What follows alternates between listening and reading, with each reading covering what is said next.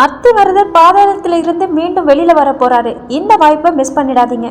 காஞ்சிபுரத்துல இருக்கிற அத்திவரதரை எல்லாருக்குமே தெரியும். ஆனா கும்பகோணத்திலையும் அத்திவரதர் இருக்காருன்னு சொன்னா உங்களால நம்ப முடியுமா? ஆமாங்க, கும்பகோணத்திலையும் அத்திவரதர் இருக்காரு. கும்பகோணத்துல இருக்கிற அத்திவரதரை பத்தி கேள்விப்பட்டது கிடையாது, இவரை தரிசனம் பண்ணது கிடையாது அப்படின்னா இந்த முறை தவறாம போய் தரிசனம் பண்ணிட்டு வாங்க.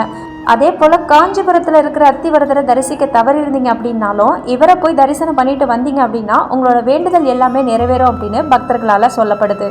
காஞ்சிபுரம்ல இருக்க வரதராஜ பெருமாள் கோவில்ல உள்ள அத்திவரதரை பத்தி எல்லாருக்குமே தெரியும். இவர் 40 வருஷத்துக்கு ஒரு முறை மட்டும்தான் குளத்துக்கடியில உள்ள ரகசிய அறையிலிருந்து வெளியில எடுக்கப்பட்டு பக்தர்களுக்கு 48 நாள் காட்சி தருவார் அப்படிங்கிறது எல்லாருக்குமே தெரிஞ்ச ஒரு விஷயம்தான். இந்த அத்திவரதர் முதல் 24 நாட்கள் சயன கோலத்திலையும் அடுத்த 24 நாட்கள் நின்ற கோணத்திலையும் பக்தர்களுக்கு காட்சி தருவார். காஞ்சிபுரத்துல இருக்கிற அத்திவரதர் கடைசியா 2019 தான் குளத்துல இருந்து வெளியே வந்து எல்லாருக்கும் காட்சி அளித்தாரு.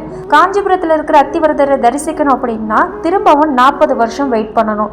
அது மட்டும் இல்லாம இவர் அடுத்தது பார்க்கணும் அப்படின்னா 2059 தான் குளத்துல இருந்து திரும்பவும் வெளியில எடுக்கப்படுவாங்க அப்படின்னு எல்லாராலையும் சொல்லப்படுது. அப்படி கடைசியா 2019 குளத்துல இருந்து வெளியில வந்து அத்திவரதரை தரிசிக்கிற வாய்ப்பை நீங்க தவற விட்டுருந்தீங்க அப்படின்னா வர மார்ச் 1ஆம் தேதி வரப்போகிற இந்த வாய்ப்பை நீங்க தவற விட்டுறாதீங்க. காஞ்சிபுரத்தில் மட்டும் இல்லை, கும்பகோணத்திலையும் ஒரு அத்திவரதர் இருக்கிறாரு. தஞ்சாவூர் மாவட்டம் கும்பகோணத்தில் இருக்கிற பிரம்மன் கோவில் தெருவில் வரதராஜ பெருமாள் கோவில் இருக்கு. இந்த மூலவர் சன்னதிக்கு கிழக்குல உள்ள பாதாள அறையில அத்தி மரத்தால செய்யப்பட்ட சுமார் 1 அடி உயரத்தில் இருக்கிற ஸ்ரீதேவி பூதேவி உடனாய அத்திவரதர் சிலை வந்து வைக்கப்பட்டிருக்கு. இந்த அத்திவரதர் சிலையை 12 வருஷத்துக்கு ஒரு முறை வெளியில் எடுக்கப்பட்டு பக்தர்கள் தரிசனத்துக்காக வைக்கப்பட்டு திரும்பவும் பாதாள அறைக்கு கொண்டு போய் வச்சிருவாங்களாம். அதுபடி 12 வருஷத்துக்கு அப்புறம் பாதாள அறையிலேருந்து திரும்பவும் எடுக்கப்பட்டு வர மார்ச் 1ஆம் தேதியிலேருந்து 10 நாட்கள் வந்து பக்தர்களோட தரிசனத்துக்காக ஏற்பாடு செய்யப்பட்டிருக்கு. 12 வருஷத்துக்கு அப்புறம் ஸ்ரீதேவி பூதேவி உடனாய் அத்திவரதர் சிலை வர மார்ச் 1ஆம் தேதி வெளியில் எடுத்து வைக்க போகிறாங்க.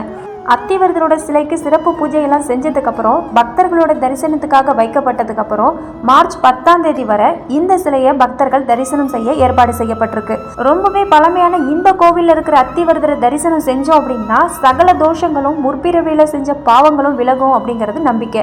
நம்ம நினைச்ச காரியம் எல்லாமே கைகூடும் அப்படிங்கிறது ஐதீகம். ஸ்ரீதேவி பூதேவியோட இணைந்த கோலத்தில் இருக்கிற இந்த அத்திவரதரை தரிசிக்கிறதால ரொம்பவே புண்ணியம் அப்படின்னு சொல்லப்படுது.